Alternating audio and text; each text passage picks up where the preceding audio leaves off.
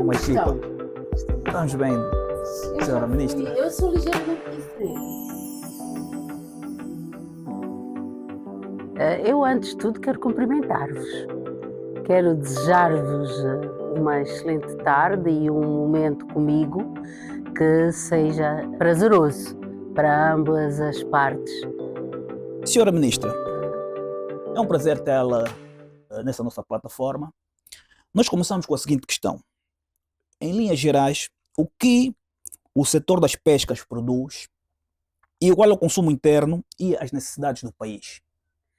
O setor das pescas e recursos marinhos tem a nobre missão de gizar e implementar políticas para as pescas e, acima de tudo, para a integração dos recursos marinhos, como a sustentabilidade dos recursos que são passíveis de serem pescados, possam então fazer jus àquilo que a população faz como demanda. Assim, nós podemos assegurar-vos que, neste momento, há uma tentativa de prover estes recursos com o ato pesca. E essa pesca para a população que temos neste momento, ela não está a ser suficiente. Nós aqui podemos falar da pesca em dois grandes domínios: a pesca marítima e a pesca continental. A pesca continental é quase local, muito pouco comercial, e nós consideramos que, na realidade, ela é uma pesca de subsistência. A pesca marítima já é uma pesca mais agressiva, que tem trazido na ordem dos 50% a 60% das nossas necessidades, e eu aqui abro um parênteses, necessidades que correspondiam à população que nós éramos há, se calhar, 20 anos atrás. E então este meu discurso de que cumprimos com estas necessidades, ele não é exatamente feito com a pesca marítima. E trazemos para este nosso horizonte a aquicultura, que com uma espécie que é muito consumida em Angola, que é o cacuço, que são as tilápias no geral, vai ajudar-nos a prover mais quantidades e até qualidade para a questão da segurança nutricional, por um lado, mas também a segurança alimentar na nossa mesa, na quantidade, na hora e com um preço justo que possamos comprá-la. Portanto, este discurso explicativo tem uma resposta. Nós conseguimos atingir cerca de 60% das necessidades nessa proteína animal que vem dos ecossistemas aquáticos. Muito bem, 60% é um número expressivo, ainda não é suficiente, mas desde logo gostaríamos de saber quais foram os principais desafios e avanços enfrentados ao longo destes últimos 2 anos. Na realidade, o principal desafio que nós temos é nos dados estatísticos, ou seja, que eles são a base. Esses dados estatísticos precisam ser aferidos, e estamos a fazê-lo, precisam de ser sistematizados, e estamos a fazê-lo, por isso considero que ainda estamos a meio do processo. A estatística dá-nos exatamente aquilo que produzimos, aquilo que transformamos cá, associando a uma indústria de transformação ainda muito incipiente, e aquilo que é, e muito vestigialmente, é exportado. Porque nós tentamos não colocar entraves ao mercado, mas fizemos um acordo de parceria com os diferentes atores, de que só sairia exportação após o suprimento à população de Angola, ou seja, todas as espécies que são exploradas ou através da pesca e que posteriormente, ao longo da cadeia de valor, nos tenha sido solicitada a sua exportação, nós fazemos-lo com duas premissas. A primeira premissa é se ela não faz parte da cesta básica, portanto, se não faz parte, pode ir. Se faz parte, não autorizamos. E se as quantidades estão em concertação com os operadores locais, ou seja, se efetivamente eles têm produção excedente. Este é o grande princípio filosófico que trazemos para a exploração dos recursos e a sua exportação, pensando numa perspectiva de ganho nos últimos anos. Por outro lado, temos uma segunda perspectiva de ganhos nesses 2 últimos anos. É quase que uma consciência ambiental de todos os operadores que as alterações climáticas estão a influenciar os ecossistemas produtivos, como os mares, os rios, que o clima está fundamentalmente a alterar as condições ecológicas desses mares e rios. E eu acho que é este sentimento generalizado que nos está a trazer também uma melhor compreensão da parte dos operadores. E esta compreensão vai nos trazer um pressuposto fundamental que é a preparação para a pesca. É por isso que nós estamos a ver cada vez mais a necessidade de fazermos a renovação da frota, a necessidade de olharmos para os modos de pesca que são nocivos ao ambiente, porque estamos a pensar que se influencia os ecossistemas, quer dizer que já não temos os mesmos mananciais biológicos, as mesmas espécies de peixes que nós estamos habituados a pescar nos mesmos sítios e nas mesmas quantidades. O que nós temos agora, muitas das vezes, é a ausência naqueles pesqueiros que estávamos habituados a ir, deste pescado e a necessidade de irmos mais longe. Aí, muitos são conscientes e recuam, outros continuam à procura, com meios muito rudimentares de radar para saberem onde é que estão esses mananciais pesqueiros, e outros vêm para a terra e fazem aquele pressuposto de que primeiro eu vou voltar a preparar-me para procurar de uma maneira diferente estes cardumes que vão constituir mais tarde o manancial para ele trazer para a terra. E então o ganho nesses 2 últimos anos é ainda muito pequeno, mas que é um passo de cada vez e que vai permitir a médio prazo que efetivamente nós tenhamos um contexto de pesca sustentável. Que é isto? O que é a pesca sustentável? É que nós tenhamos informações sobre a pesca com a melhor qualidade dos dados possíveis, através de uma assistência requerida à investigação científica e tecnológica, para permitir que, por um lado, sejam pescados ou a produção seja considerada através de métodos de pesca sustentáveis, a não perda a nível de desperdício, com um desperdício zero daquilo que foi capturado, e também uma questão pertinente nos 2 últimos anos, que faz com que um laço em termos de entendimento, que é chamada a gestão participativa das comunidades pesqueiras. Esta gestão participativa acaba por ser, na realidade, essa gestão da pesca sustentável que todos almejamos para daqui a pouco tempo. Muito bem. É do conhecimento geral que uma das linhas de força do Executivo é a melhoria do ambiente de negócios, de modos a trazer o investimento, tanto o investimento interno como o investimento estrangeiro. Do modo particular, o governo que tem feito para atrair o investimento privado para o setor das pescas? Nós estamos mesmo com um foco muito grande para estes aspectos do investimento privado. Hoje em dia, e que ainda na pergunta anterior eu lhe dizia, que é garantir que haja sustentabilidade do recurso.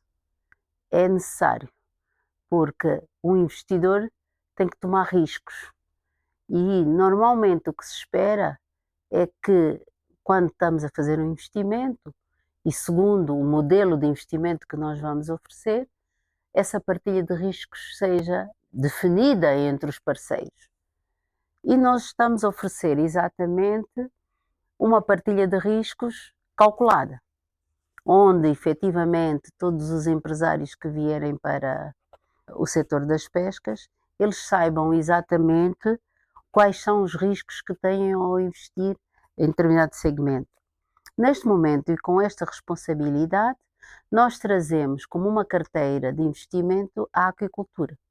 E eu aqui divido a aquicultura em dois domínios fundamentais. A aquicultura continental, através da produção de uma série de espécies de água doce, como o cacuço, que já falamos, que tem estado com uma produção, digamos, que aumenta anualmente, desde há 2 anos, e depois poderemos falar melhor sobre isso. Mas não só da tilápia, mas também trazer o bagre, trazer os moluscos de água doce, trazer outras espécies de outras regiões de Angola que são consumidas localmente. A segunda dimensão da aquicultura é a maricultura, que é a aquicultura no mar. Então, a nossa oferta em termos de até riscos partilhados é que o investimento venha para a maricultura. Hoje em dia, e dados da FAO, já quase é idêntica à produção por pesca extrativa, com uma ligeira tendência de aumento, ou se quisermos mesmo, uma tendência já estabelecida, do aumento da aquicultura. E muito por via da conta do crescimento da aquicultura marinha. Há espécies que têm um crescimento, e estou a falar de espécies de peixe, que têm um crescimento muito rápido em águas entre 24 e 26 graus e que são extremamente caras se formos aqui aos nossos mercados nacionais, as grandes superfícies, nem são para o bolso da maior parte dos angolanos, não são para nós, pronto, mas que vêm por via da importação e que nós poderíamos fazer com espécies análogas esta introdução e queremos que os parceiros privados venham connosco nessa partilha de riscos. Fazer a maricultura ao longo da costa e trazer também uma percepção nova, uma integração nova do novo pescado ou das novas espécies na nossa alimentação diária, trazendo a procura para estes alimentos. Portanto, este ganho da sustentabilidade, da necessidade de alternativas, foi conseguido ou tem sido conseguido com maior percepção nesses 2 últimos anos. Eu diria que por ação de todos nós, angolanos, e que estamos, quer estejamos no executivo, quer sejamos nós, a população que nós estamos a governar, todos nós tivemos percepção ao longo desses últimos anos que há alterações que nos fazem pensar se, por exemplo, nós já não temos o carapau e a sardinha, o que é que temos? É uma pergunta muito recorrente que me fazem, Sra. Ministra, porque é que não temos peixe? É exatamente por via dessas alterações, é exatamente por via de outros, já até posso dizer indicadores, que é a gestão da pesca, que é nossa, digamos, responsabilidade, que Uhum. Mais tarde poderei falar um pouco sobre ela. Muito bem, a ministra tocou num aspecto bastante importante, que são as alterações climáticas, por um lado, e sabemos que no mundo atual existe o surgimento de startups. O Ministério tem incentivos para o surgimento dessas startups e inovação tecnológica? Há um programa direcionado para esta componente? Temos, absolutamente. Temos 2 projetos onde vamos tratar deste assunto. E eu digo temos e vamos tratar porque os 2 começam agora. Temos um projeto no mar, ao longo da costa, que vamos fazê-lo com a União Europeia. Este projeto, que é um investimento da União Europeia no nosso setor de 30 milhões de euros. A abordagem está a ser já finalizada. A União Europeia vai trazer 3 países, Portugal, Espanha e França, que com as suas agências e as suas instituições nacionais vão cumprir um caderno de atividades cujas ações vão ser em benefício e em prol da atividade da pesca ao longo da costa. E há aí uma carteira de ações que estão a olhar para a transformação até de pescadores artesanais em outras profissões ou carreiras azuis, tirando-os do perigo e das dificuldades que têm para ir ao mar e trazendo para um conjunto de outras atividades que conseguirão fazer através do autoemprego. E vamos estruturar sempre com o apoio do INAPEN que haja essa orientação de cooperativas, de associações, de pessoas individuais em instituições privadas que possam ter o cariz ou o design de uma startup. A startup é uma empresa que deve ser incubada e há já digamos, uma cobertura legal sobre as startups, sobre a constituição das empresas com o epíteto startups, que vai permitir, em associação, por exemplo, com as universidades, trazer esse conceito de incubação que vai ajudar, efetivamente, a transformação de pequenas empresas no setor das pescas e dos recursos marinhos, com ênfase para a economia azul. A economia azul é olhar para esses aspectos sociais, económicos e também ambientais e trazer uma abordagem corporativa, mas acima de tudo de aglutinação, ou seja, de agregar as possibilidades, as capacidades que existem em determinado local em prol de atividades diversificadas. O que é que eu quero dizer com isso? O pescador pode deixar de ser pescador como tal e pode, por via de estar numa localização que tem uma beleza cênica extraordinária, porque as praias fazem parte desse contexto, ele deixa de ser pescador e pode ser, por exemplo, um animador cultural. Do ponto de vista não musical, mas do ponto de vista de ser um cicerone que vai mostrar os encantos de uma baía mais próxima, com uma embarcação mais segura. Vai ele, quando chegar nessa baía, poder fazer a refeição e mostrar ao turista, dar-lhe refeições leves, associando sempre a uma rede ou cooperativa que esteja na área. E isto sempre dentro do contexto da economia azul, é ligar a pesca ao turismo, por sua vez, a sua atividade liga-lhe a necessidade de nós estabelecermos essas questões culturais e de disseminação da cultura do pescador.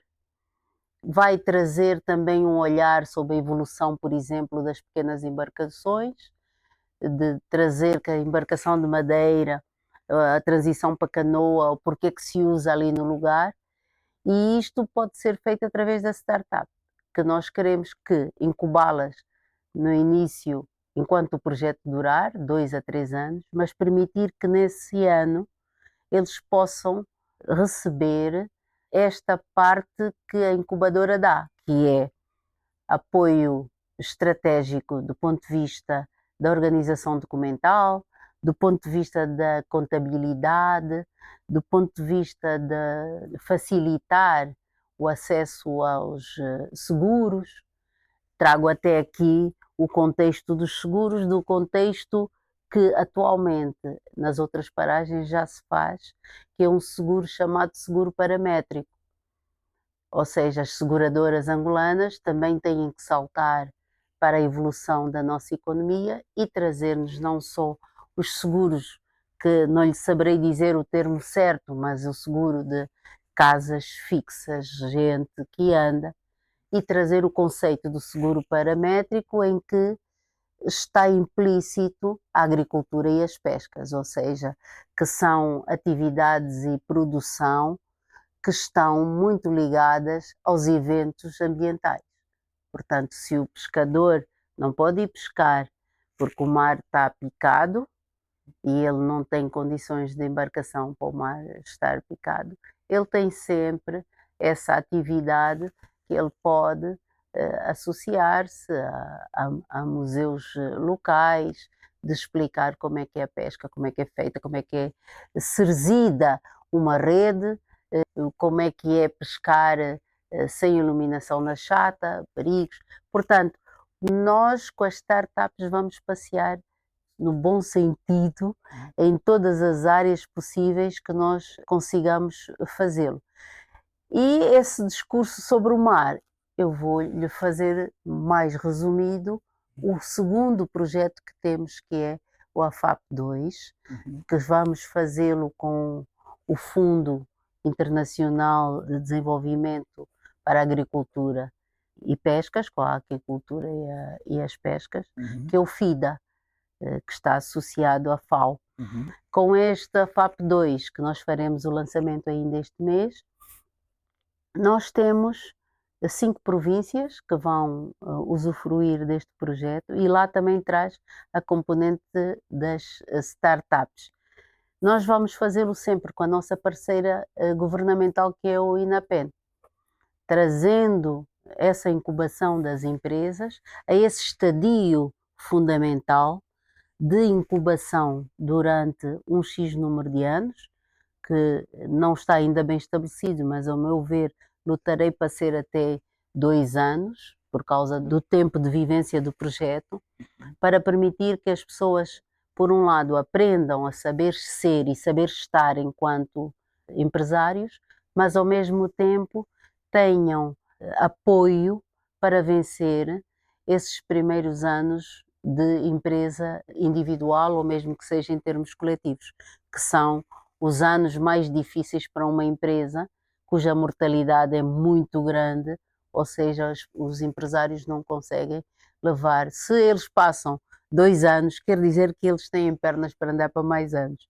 Então, as startups são o início exato para nós. O AFAP, dizia eu, vai trabalhar na rede de rios que temos em 5 províncias do norte. Portanto, que é o Bengo, que é Malange, que é o Uíge, que é o Kwanza Norte e o Bié. Olhando para estas províncias cuja rede hidrográfica tem bastante água, nos vai permitir fazer um projeto de 5 anos, onde estamos, no geral, a conceber 100 tanques escavados para várias famílias que vão passar a fazer a tilápia.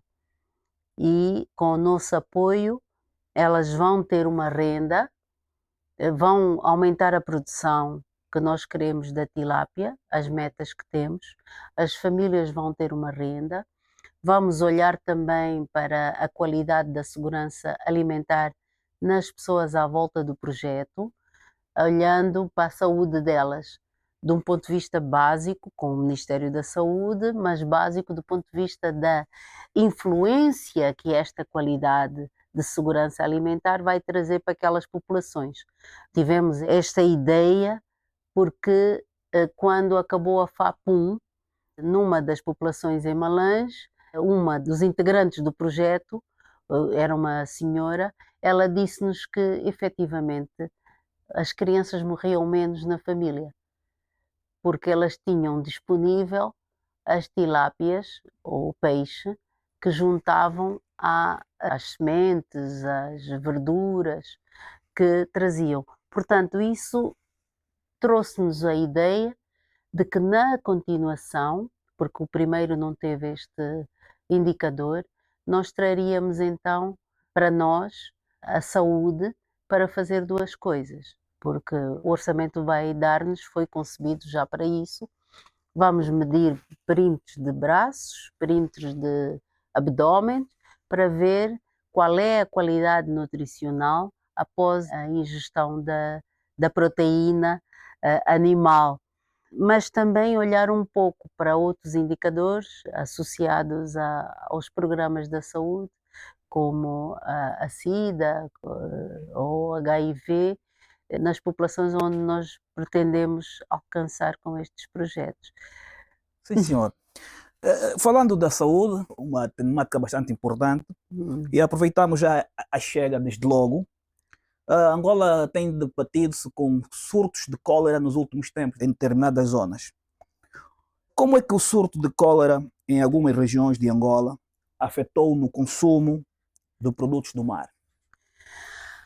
Olha, eu infelizmente tenho que dar aqui a notícia que afetou. E julgo que todo mundo sabe, e designadamente aqui na província de Luanda, afetou grandemente. Nós temos estado a cuidar de uma melhor participação do setor nessa problemática que surgiu nos últimos tempos.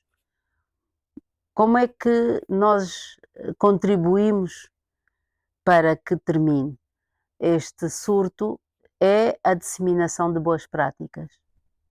Estas boas práticas passam não só pela atividade da saúde, a atividade dos governos provinciais através do saneamento básico, estar presente e qualificado, porque às vezes está presente e não está qualificado, mas também nós trazermos esse conceito da separação entre a chegada do pescado à terra e a venda do pescado e o seu processamento.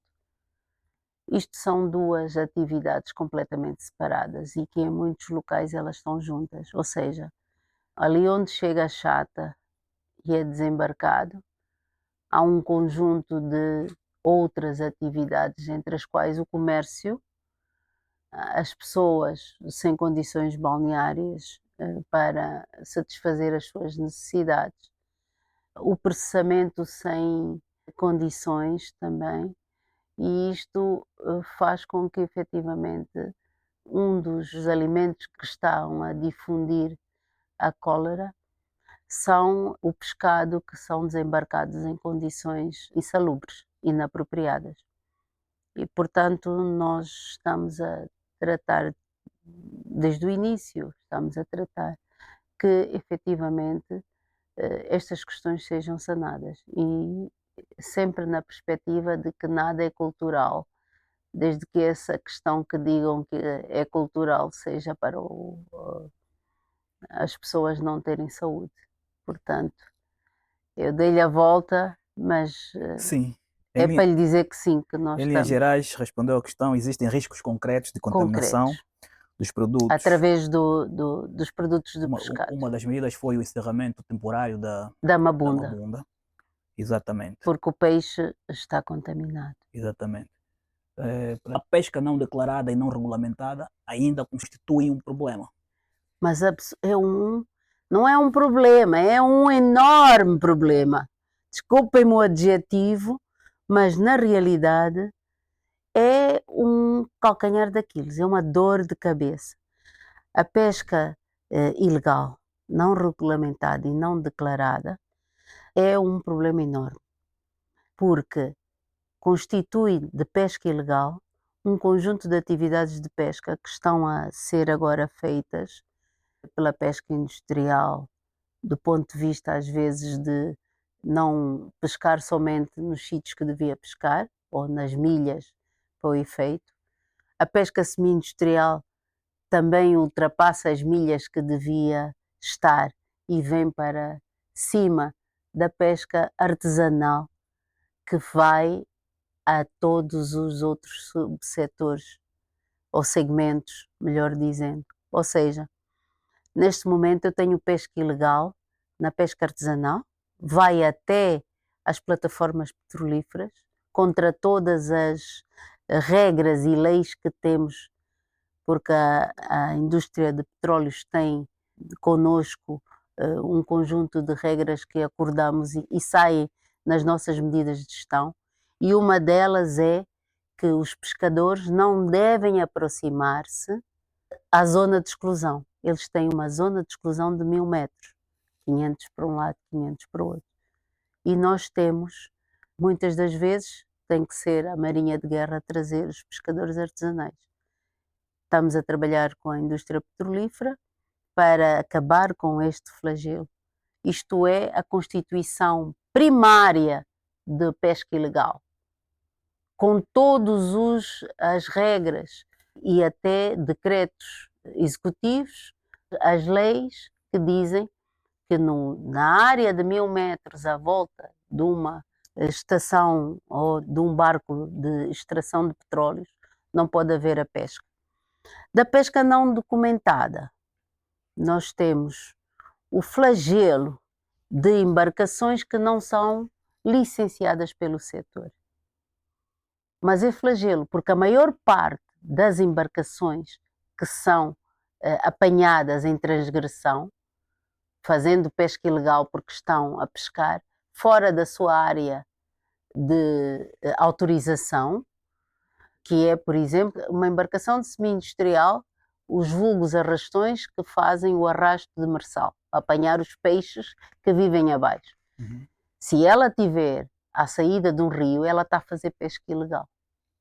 E para juntar, ela, para além de estar a fazer a pesca ilegal, está a fazer pesca não documentada, porque na maioria das vezes aquela embarcação nem sequer veio ao Ministério das Pescas, não cumpre com a lei sobre o ordenamento das pescas de Angola. Quando nós vamos atrás, o barco não tem matrícula, logo, ele não tem documentação em 2 aspectos. A internacional, porque ele não apresenta a matrícula, e a nacional, porque ele nem sequer tem uma licença de pesca. Depois, ainda incorre em erro dessa pesca IUU, na pesca não declarada. Ele ainda está a incorrer em erro, porque ele está a trazer ou está a pescar, e essa pesca, esse produto da pesca, não pode ser declarado, pelo princípio de pescou no sítio errado, o próprio barco em si não está autorizado e ele não tem um porto de base designado para fazer a descarga. Portanto, esse conceito de pesca IUU é um conceito que nós queremos trazer para cima da mesa este ano ainda, do ponto de vista da atuação do Serviço Nacional de Investigação das Pescas e Aquicultura, mas da própria sociedade em si.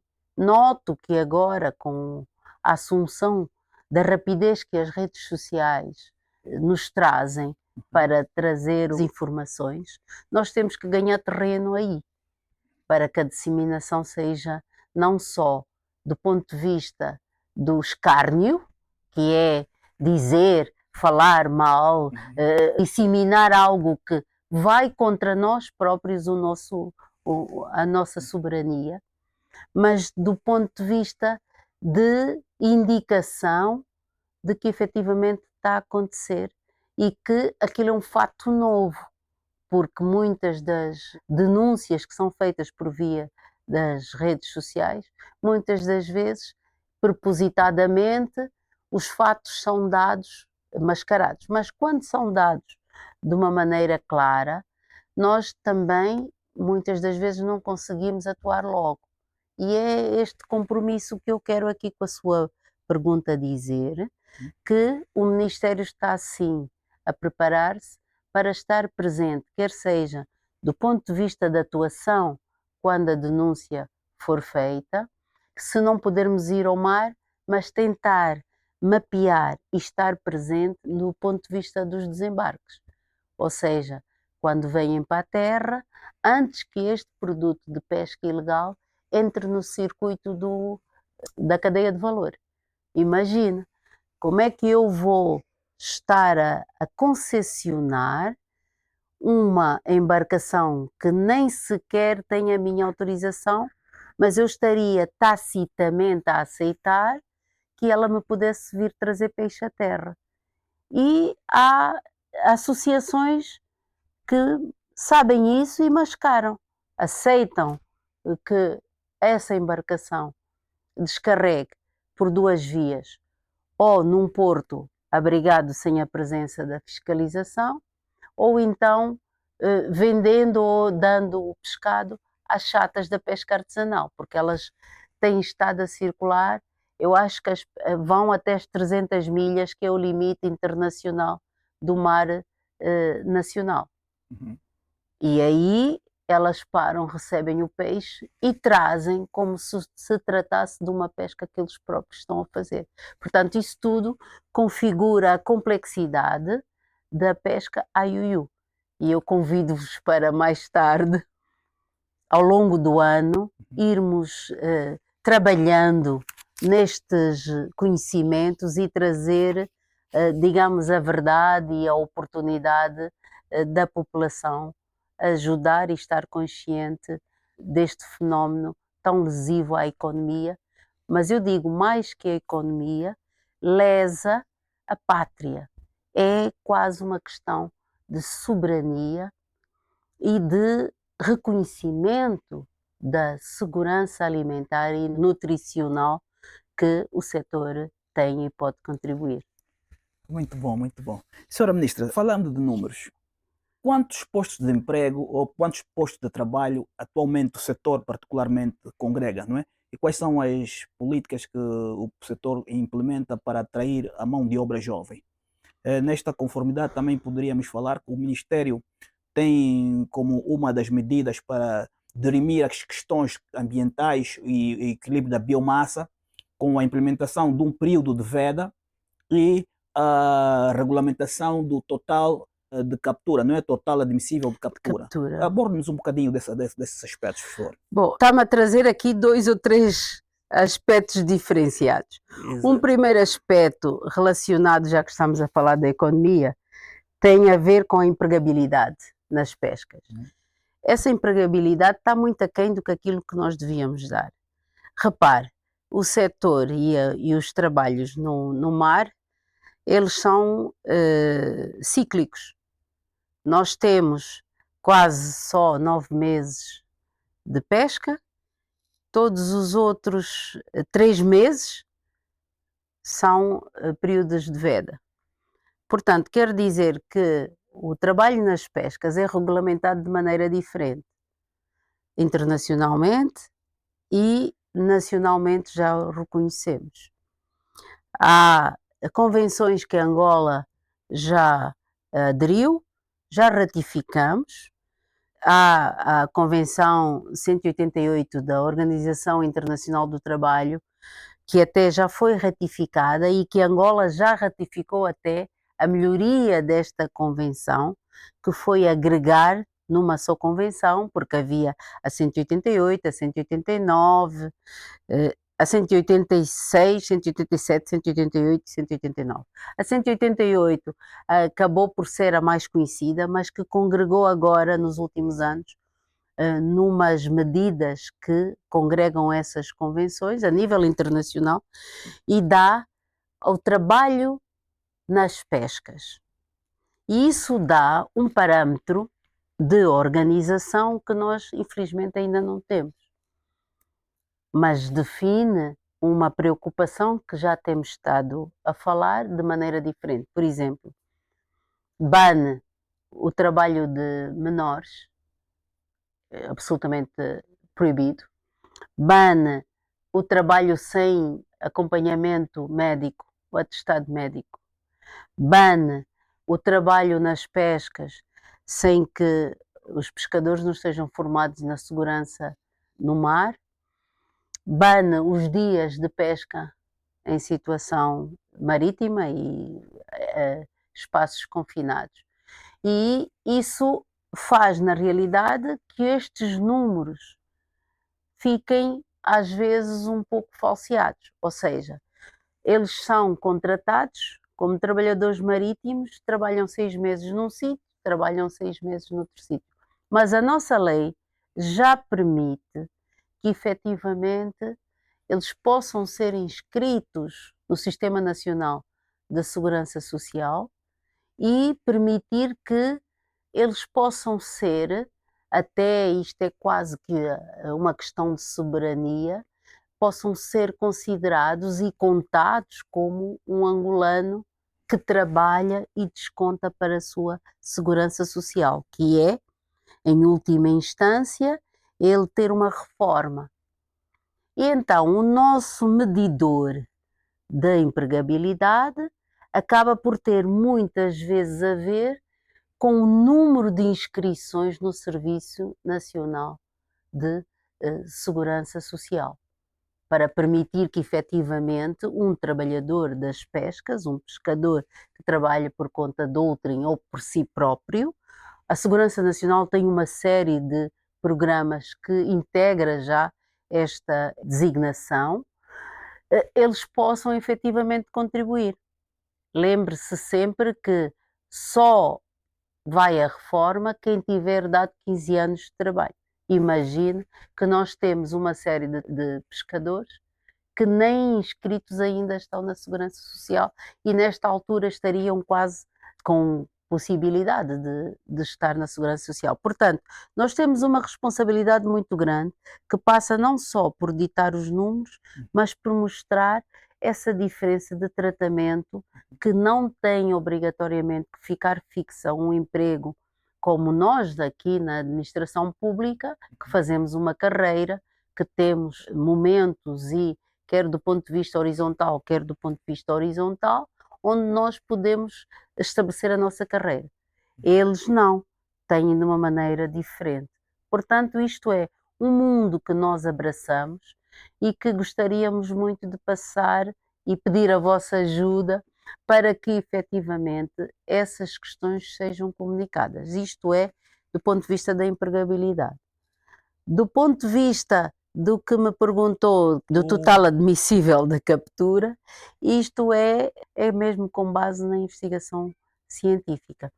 Mas a investigação científica trabalha não só com os nossos dados que tiramos em campanhas que são desenhadas com o propósito, mas também com os dados dos pescadores através da amostragem biológica. Nós temos um modelo matemático, pomos de um lado a pesca de investigação científica, que fazemos através do nosso Instituto de Investigação Científica Pesqueira e Marinha, o INIPIN, que tem connosco gerido o navio Baía Farta, que já fez o que tinha a fazer no início do ano e fará outras campanhas no fim do ano, que elas são sazonais.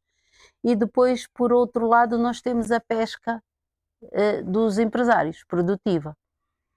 Aí também temos um problema que estamos a trabalhar, que é a amostragem biológica. Ou seja, só não me basta a investigação científica, como também preciso que os meus empresários sejam céleres, sinceros, falem da sua produção, falem dos tamanhos mínimos do pescado que apanharam, que nós pusemos numa fórmula matemática e já balizada com a gestão da abordagem ecossistemática, e vai dar o TAC, os totais admissíveis. Ou seja, se por um lado eu tive um TAC na minha abordagem científica, na abordagem produtiva eu também preciso desses dados, que têm que ser livres e até dados com celeridade dos armadores, que me vai permitir eu fazer esse TAC. E aí nós este ano temos a grata oportunidade, e eu digo grata porque temos que agradecer que as administrações e os governos provinciais estejam cada vez mais junto a nós para trabalhar, de olharmos para a produção da pesca artesanal, porque o Ministério das Pescas não licencia a pesca artesanal, são as administrações municipais. Então nós precisamos de arranjar os mecanismos para absorver este licenciamento do ponto de vista da execução das políticas que nós depois vamos ter de monitorização. E aí vai dar uns totais admissíveis sempre mais próximos da realidade. Neste momento nós damos muito próximo da realidade do semi-industrial e do industrial e fazemos uma projeção do artesanal. O que vê nas medidas de gestão que saíram este ano para 2025 é uma concertação que fazemos a nível de um Conselho de Gestão Integrada, onde nós, o Ministério e os nossos parceiros, que são os armadores, as associações de pesca, nos sentamos e trabalhamos para chegar àquele número. O que nós vamos ver no final do dia, ou no final do ano, quando fazemos a análise, é que muitas das vezes ultrapassamos esse número do TAC. Mas onde é que nós estamos a ultrapassar? Exatamente porque estamos a afinar o modelo de recolha de dados para pesca artesanal. Ou seja, a minha esperança é que para o ano, em 2026, o nosso TAC venha incorporado a verdadeira produção que a pesca artesanal traz. Portanto, isso é um processo de participação entre todos os atores. E nós trazemos uma política desta participação muito aberta, onde estamos a pensar em olhar para as comunidades através de líderes conscientes, com uma consciência social, económica e ambiental extremamente forte. E também que nós possamos trazer esse conceito diferente de economia azul através da agregação, ou como se diz em inglês, vão-me desculpar, os clusters. Olhando para um cluster da pesca artesanal, o que é que participa aí para que a pesca artesanal efetivamente ela possa ser aquele modo que temos para duas coisas: combater a fome e combater a pobreza. E trazer para cima da mesa o esforço, as vidas que se perdem com o tipo de pesca artesanal que hoje quer subsistir contra as regras, se vale a pena isto para depois, se nós fizermos uma avaliação, a fome persiste, porque nós não nos precavemos para guardar o pescado para as épocas em que não vamos ao mar, por uma série de questões que podemos falar, das infraestruturas, mas também do processamento sem infraestruturas, porque comemos muito peixe seco e o peixe fumado. Estou a falar deste ramo de resposta, mas de qualquer das formas, cumprir com o pressuposto da pesca artesanal, que é só e somente pela lei das pescas de Angola para o cidadão angolano. Portanto, qualquer cidadão estrangeiro que esteja no domínio da pesca artesanal, ele não pode fazê-lo. E quando falamos de pesca artesanal, eu quero terminar com um conceito que as pessoas sabem, mas não se querem lembrar, que é o conceito do a pesca ser comercial ou não comercial. E quando olhamos para a pesca comercial, olhamos para a pesca artesanal, com a maior parte dos angolanos, porque a pesca não comercial é aquela pesca desportiva e inocente, do ponto de vista mesmo de inocência, porque pesca à linha, não pesca com rede, pesca ao currico, é pesca de distração. Muitos usam métodos de marcar e largar, porque o que interessa é o troféu só para mostrar, e portanto há essa necessidade de compreensão e de olhar para todas essas nuances sem falar no bolso dos seus interventores. Sim, senhor. É sempre bastante esclarecedora a senhora ministra. Acho que temos quase tudo abordado. mas tocou num aspecto que não deixa de suscitar aqui uma nossa curiosidade. O, a questão da transformação e a questão do armazenamento, por um lado implica infraestruturas, mas o sal também é uma componente muito importante. Podia nos falar aqui como é que está a questão do processamento do sal a nível do país? Hum, Aqui, e nós o melhor é marcarmos outra entrevista. Há aqui dois aspectos que o aspecto que pergunta, que é este, é que o sal efetivamente tem crescido sobre nossa batuta e também não. Ou seja, o mesmo fenómeno do desenvolvimento sem a presença do Estado ou a calada da noite está a acontecer. Nós estamos a trabalhar num plano estratégico para o sal, com a Associação Angolana do Sal, da ProSal, para que efetivamente saiam as novas regras para o desenvolvimento do sal. Mas eu devo lhe dizer que o sal está de boa saúde. Provavelmente será em duas províncias só. Temos uma que é Benguela, que é a maior, e a Baía Farta, onde há uma produção já quase sedentária, e depois temos o Namibe. Depois, muito vestigialmente, temos aqui no Zaire, um bocadinho, e aqui em Luanda não temos produção assinalável. E o que interessa aqui nessa entrevista dizer-lhe é exatamente que nós fazemos proteção ao sal. Ou seja, toda a importação de sal passa por nós. E fizemos aqui um quadro de regras. Ou seja, o sal não entra para Angola, sal normal, em quantidades nenhumas, a não ser que seja sal especial. E isto trouxe um crescimento à indústria. E esse crescimento é tão extraordinário que a AproSal consegue, com os seus associados, entregar sal para a indústria petrolífera.